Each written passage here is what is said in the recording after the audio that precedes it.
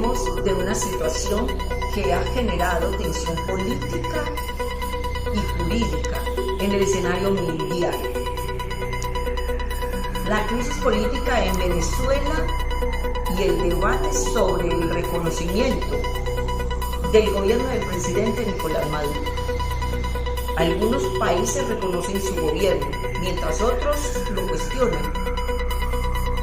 Pero para entender este conflicto es necesario analizar dos conceptos fundamentales del derecho internacional: los sujetos internacionales y las fuentes del derecho internacional. Gracias. La comunidad internacional se encuentra dividida frente a esta crisis, mientras algunos estados mantienen relaciones diplomáticas con el gobierno venezolano. Otros han denunciado irregularidades políticas y electorales. Este tema incluso ha sido discutido en organismos internacionales, como la Organización de las Naciones Unidas y la Organización de los Estados Americanos. Estos organismos forman parte de actores que tienen. Pero expliquemos algo claro. ¿Quiénes son realmente los sujetos del derecho internacional? En el derecho internacional, los sujetos internacionales son las entidades que pueden tener derechos y obligaciones dentro del sistema jurídico.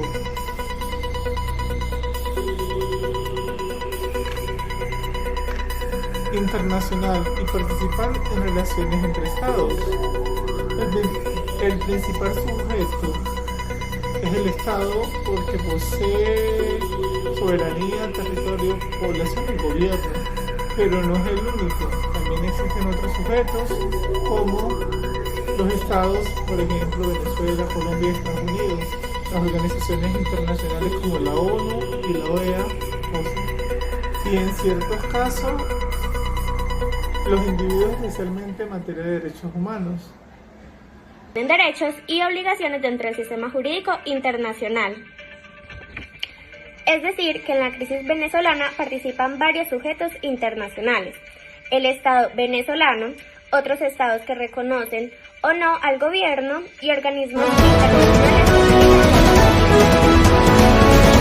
Ahora surge otra pregunta importante: ¿de dónde nacen las normas que regulan estas relaciones entre estados? Eso explica a través de lo que el derecho internacional llama fuentes del derecho internacional. Las principales fuentes del derecho internacional son los tratados internacionales, las costumbres internacionales y los principios generales del derecho. Principalmente los tratados internacionales son acuerdos formados entre estados que se crean obligaciones jurídicas. Ejemplo de ello es la Convención de Viena sobre los tratados que regulan cómo se crean y se aplican los tratados internacionales. En segundo lugar, tenemos las costumbres internacionales. Son prácticas repetidas por los estados que terminan convirtiéndose en una norma jurídica. En este caso puede ser las leyes representadas por la etnia indígena. Y por último tenemos los principios generales del derecho internacional, como el principio de la soberanía o el principio de no intervención.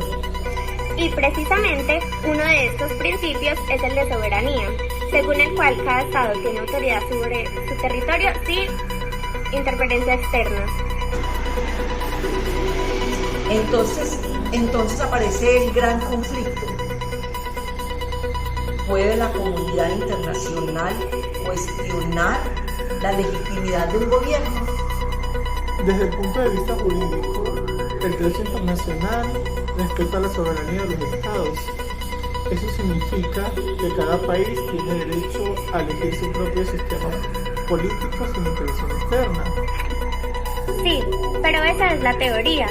En la práctica, muchos países consideran que cuando existen denuncias de violaciones a la democracia o a los derechos humanos, la comunidad internacional debe pronunciarse.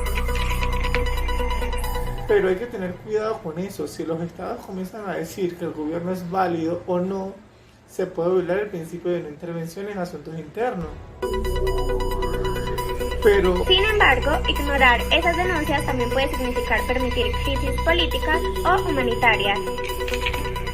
Por eso, la situación de Venezuela se ha convertido en un caso de Estado mundial, porque algunos países consideran que reconocer el gobierno de Nicolás Maduro significa apoyar un sistema político cuestionado.